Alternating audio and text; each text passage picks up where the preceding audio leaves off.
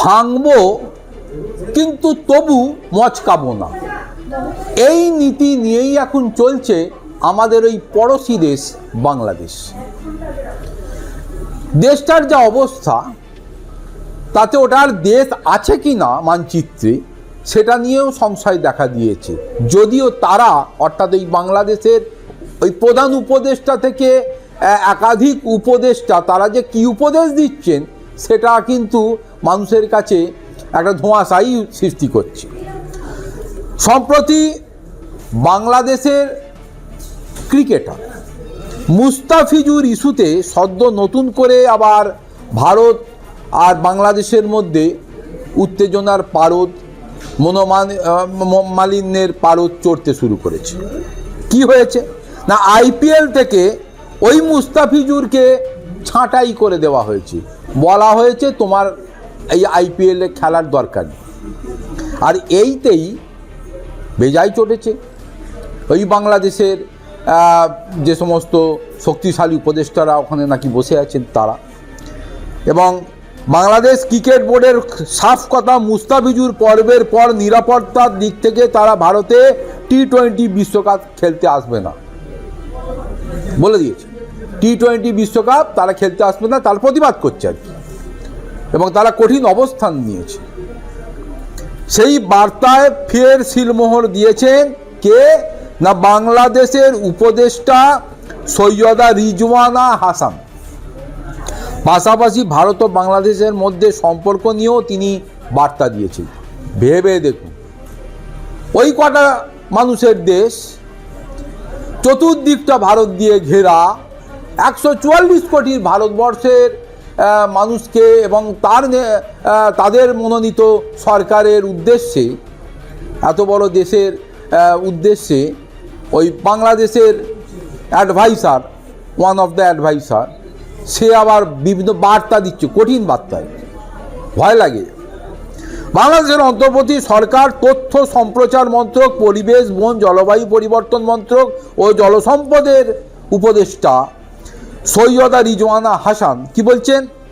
বৃহস্পতিবার তিনি ভারতে আয়োজিত হতে চলা টি-20 বিশ্বকাপে বাংলাদেশ দলের খেলা নিয়ে নিজের ঢাকার মনোভাব জানিয়ে দিয়েছেন।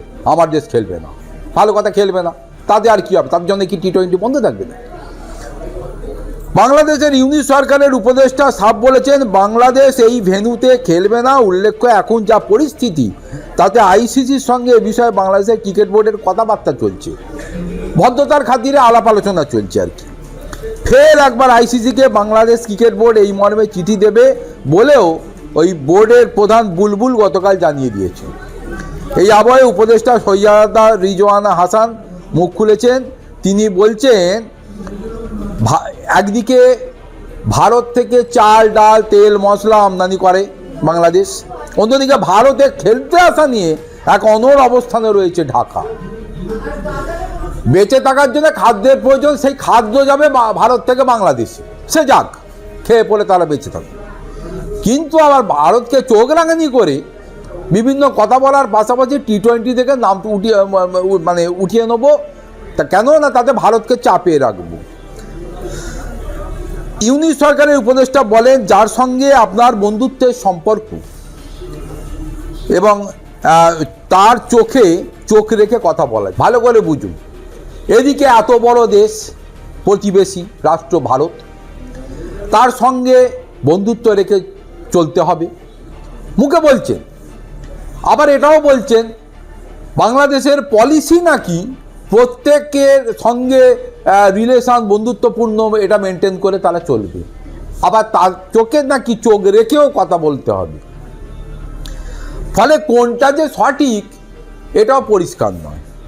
বিষয়টা হচ্ছে, ইন জেনারেল আমাদের পররাষ্ট্রের নীতি হচ্ছে সবার সঙ্গে বন্ধুত্ব। ভারত হচ্ছে আমাদের বৃহত্তম প্রতিবেশী, তার সঙ্গে আমাকে সম্পর্ক সবসময় বন্ধুত্ব থাকবে, এটাই আমরা চাই।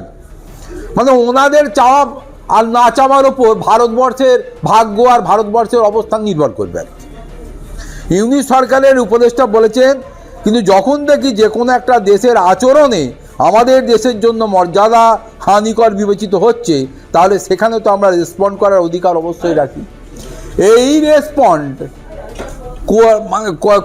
করার ফলে ভারত যে কতটা চাপে পড়বে আর কতটা ভয়ভীতি নিয়ে তাদের সঙ্গে কথা বলবে ভারতবাসীর এখন এটাও ভাবছে। কিছুদিন আগে বিসিসিআই নির্দেশে ভারতে আইপিএলের ফ্র্যাঞ্চাইজি কেকেআর থেকে সরানো হলো বাংলাদেশের পেসার মুস্তাফিজুর রহমানকে।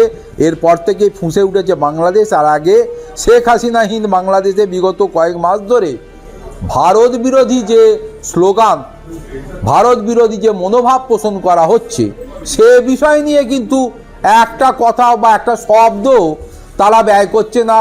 ওই ইউনুস থেকে শুরু করে তার নেতৃত্বে যে সমস্ত অ্যাডভাইসাররা রয়েছে, ফলে সবটাই তাদের ইচ্ছে মতো হবে। আর ভারত যেন দায়বদ্ধ তাদের সমস্ত ইচ্ছাকে মান্যতা দেবে বলে।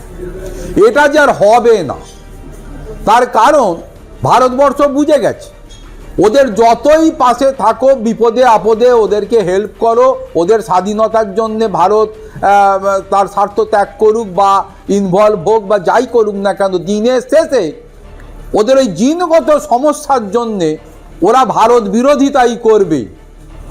কিন্তু করলেও ওরাও নাকি রক্তচক্ষু দেখাতে পারে, কিন্তু এই রক্তচক্ষু আর ওদের এই ভারত বিরোধিতা ভারতবর্ষের 144 কোটি মানুষ কতদিন যে এটাকে সইবে, এবং তাদের ধৈর্যের বাঁধ ভেঙে গেলে ওই বাংলাদেশের যে কী হাল হবে, এখন সেই বিষয়টা নিয়েই কিন্তু চিন্তাভাবনা চলছে।